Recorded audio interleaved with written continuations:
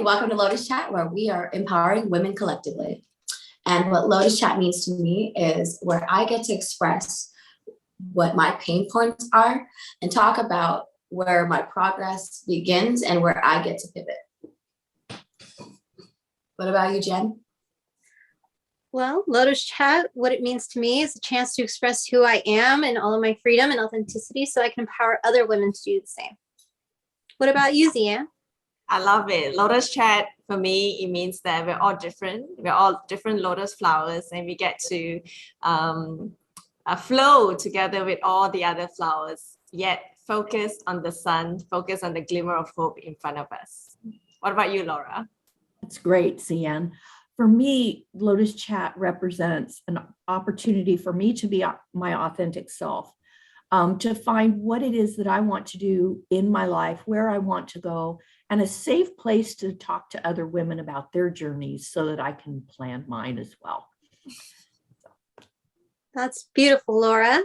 Well, today our topic of discussion in this episode of Lotus Chat is cloudy to clarity. And the questions we're going to discuss are, when I'm stuck, I feel. How does elevation provide clarity? And to overcome cloudiness, I do the following. So I'll start. And I will say that when I feel stuck, I honestly feel lost. And there's this cloudiness in my thought process as to not having the answer right away to get myself out of feeling stuck. And that creates a sense of, feeling unsure about myself, feeling loss of control in a way, because I want to not feel stuck anymore and lost. Because that feeling of feeling lost, it's an unknown. And I don't like dealing with the unknown. So the way that I feel when you do elevate, to get past that feeling of feeling lost, I feel it also provides this sense of self-awareness that goes above and beyond. So if you're able to kind of really take a moment, and in my case, that is what I had to do with one instance where I really did feel lost, when I not only lost my job, but I lost my apartment as a result of losing my job. So I was definitely feeling like there was no way out. Like, how in the world am I going to be able to deal with feeling like I lost everything that I'd worked so hard for? And that is when I realized I had to elevate the way I was thinking about the situation and see that even though this was a moment that I was being tested, I was going to be able to get myself out of it by just changing the way I thought about it and working towards, one, getting myself back out there on the job market, even if it was, spending however many hours a day sending those resumes, and two, realizing that, I may have to move back home for a little bit, but there's always like that positive of getting to be surrounded by family again, and being around those that I love, in close proximity, and working towards the next, apartment that I would have. And so you just really have to kind of just changing and flipping that switch in my head from going from feeling lost to hopeful. And that was all I realized I needed. I just needed to realize that I can have control over my emotions. So in that sense, I overcame cloudiness by realizing that I can control my emotions, even if the situation, is really challenging. So that's my situation and my experience. What has helped you within that? Like, what were some of the things that you did to control your emotions? Great question, Jazzy. I highly recommend meditation. I highly recommend even just sitting, like even sitting in the silence and just taking a breath, taking a moment and being like, okay, the world isn't falling apart right now. You may not be in a situation that is that you would have liked to have been, but it's, just keep moving forward. It's all about how you think about things. And it's taken me a long time to get to that point, but realizing to just go with the flow and just not panic, because panic is the moment that you're like, oh my God. And no, so you just have to breathe, breathe and meditate, guys. Super helpful. Yeah, what I'm hearing you say is that that life didn't happen to you, that it gets to happen through you. Yeah.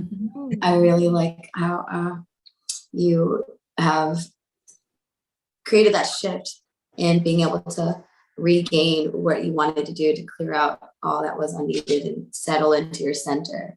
Yeah. Yes. Yes. Centering is important.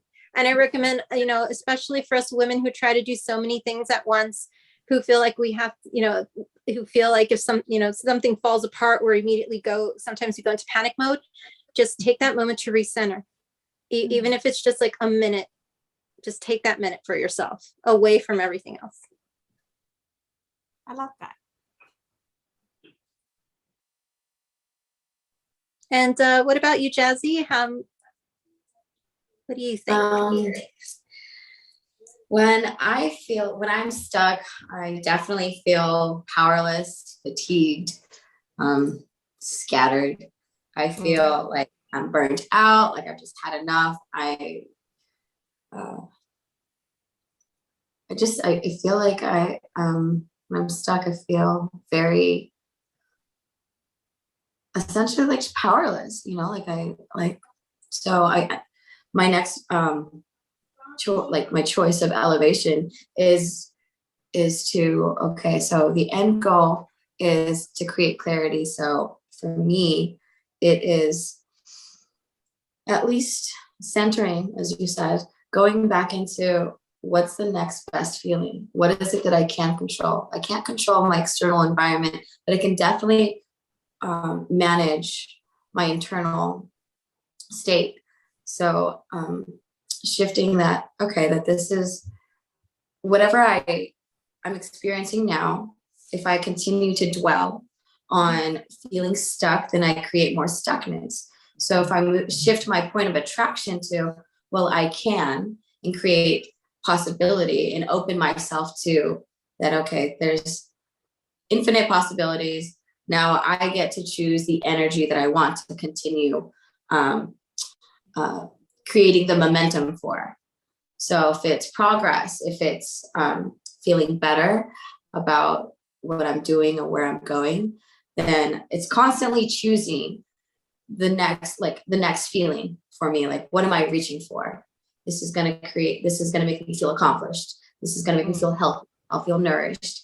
I'm going to feel happy or fulfilled, or even if it means taking a break and instead of focusing all on the chaos, it's like sometimes what I like to do is I'll play a game or I'll watch something that's funny, something that just breaks the comment of what was happening in front of me.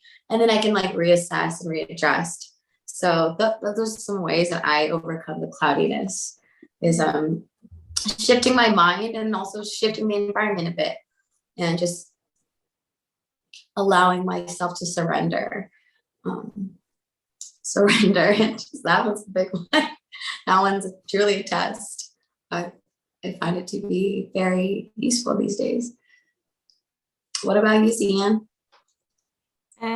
Thank you so much, Jazzy. I love that. And for me, when I am stuck, I definitely feel anxious. I feel anxious because I am definitely a controller. So I do expect or anticipate, rather envision my outcomes. So when I'm stuck, I can't see the outcomes. And then I get nervous. I get lost and I get cloudy for sure, and I can't even see whether it's raining. If it is sunshine, I can't see it. I'm there, I'm stuck. So how elevation provides clarity for me, it would be when I am away from the clouds, like I put myself as two different persons, me and myself is two different persons, and I'm just like stepping away, looking at the clouds. That helps me to provide clarity. So there are three things that I specifically do to overcome that cloudiness. For me, definitely journaling. I do journal a lot because I believe that when I read, I understand the world, but when I write, I understand myself. And it is only through writing and journaling that I get to understand myself further.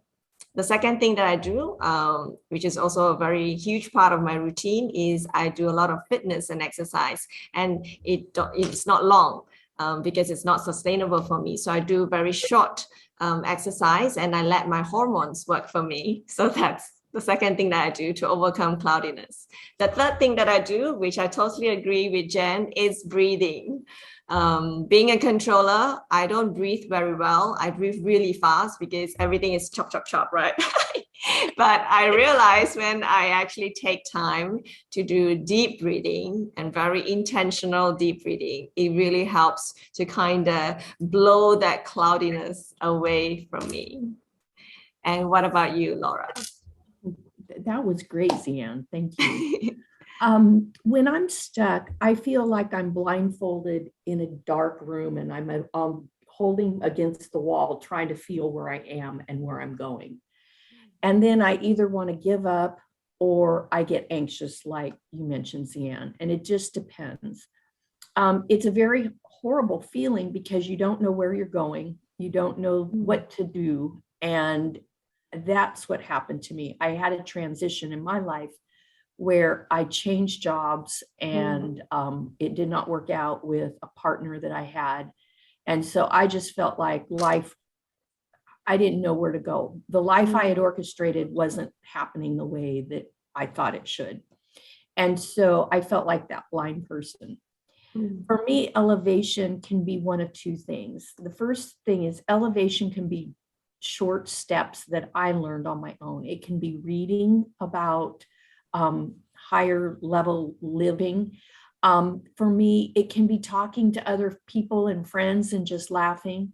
Some of the things these ladies have said that I do is I go out and change my circumstances. Like I go out into nature and take a hike, or I go swimming because the water invigorates me, or I go and I volunteer at a local charity because it makes me feel like I'm giving of myself rather than looking for what I don't have. But for me, deeper elevation went, there were a lot of things inside of me that I needed to work on that I had kind of ignored. And so I went to work with a spiritual guide who helped me with some of those things, not to seek blame or to hold grudges, but to kind of clear things out so that I could see past the circumstances of my life and look up. When you look up, you look for something that's bright, you look for something that's the future. And it doesn't make sense if you're looking down here at all that's happened to you. My grandmother used to tell me life isn't fair. Well, it isn't. And I kept looking at the circumstances saying, why isn't it fair? And that was the wrong question. The right question for me to be elevated was, where do I go now? What do I do now? What feeds my soul? What makes me happy? Where do I see myself in 5 or 10 years? Instead of feeling like life is driving my car, I'm driving the car.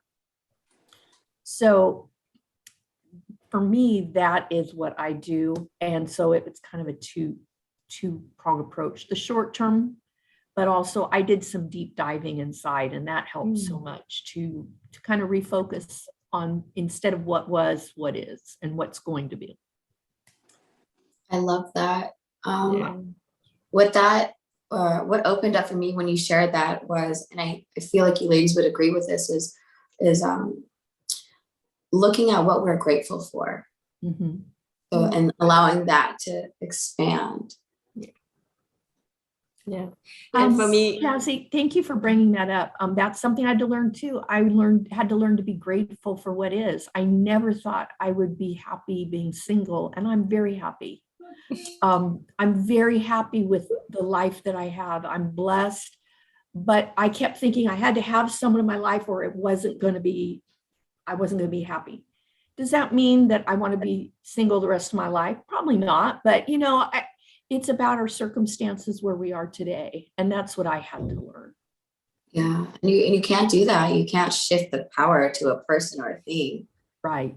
It gives it away. So instead it's like, how can we create more using our power, being our power? Yeah. And I also love how you're so open to new opportunities and maybe new surprises that come along the way, Laura. Thank you, Zia. I never thought I would need help from a spiritual guide. It was hard for me to ask for help. I am a controller. I think I should have all the answers, but when I surrendered, I was able to kind of open myself to new opportunities. So it was a long journey, but yes, it's been good. Miss Jen, I know you were going to say something. Go ahead. What were you gonna say? Yeah, no, I was going to say that, Laura, I loved just everything that you said about, realizing that, you don't let the situation control you. It's like you change your environment. I love that. And all of you pretty much had the same, where you go outside of the situation and you go swimming, or you go on a hike, or you go out in nature. I mean, that's such a beautiful thing. We have so many things around us that can change the energy that, sometimes can be kind of negative, and you're like, ugh. So if you go out there and then the positive energy of nature just surrounds you, that could be just amazing. And it's an amazing feeling. Like for me, going out to like the beach and just putting my feet in the ocean, I mean, that is like a grounding experience. It's so important to ground yourself when you're having a moment. It's so important. Yeah, and I totally agree. And it's all these simple pleasures in life. And when we're connected with nature, that really inspires us. And I also like what you mentioned just now, Jen. I think when we write and we get to change the questions we ask about ourselves. Yeah, rather than making statements or judgments or emotionally beating ourselves up, I think changing that questions that we ask into a point of gratitude that helps in, providing clarity and getting out of that cloudiness. Yeah, elevating the questions you ask yourself. Yeah. I love this. What else? I know there was something else I wanted to share. I'm sure it'll come back up. Is there anything else ladies wanted to share? I'm good. That was good. So for those of you who are listening, Lotus Chat is ongoing. We will be having many more of these, and we're excited for you to join us. If you have questions, please leave them in the comment section. We will be checking them, and we will be wanting your feedback. If you have questions, we'll answer them. If you want to share statements or comments about yourself, we'd love to hear that too. So please make the comment section available for yourself. We're just having a blast doing this. We're enjoying it. And as Jazzy said at the beginning, we're empowering women collectively. I think if we share our stories together and listen to each other, we're going to empower each other, and our lives are going to be elevated. And I'm excited about that. With that, thank you for listening, and we'll see you on the next show. Make sure you subscribe to the notification button. Yes. Thank you so much. Thank you. Thank you.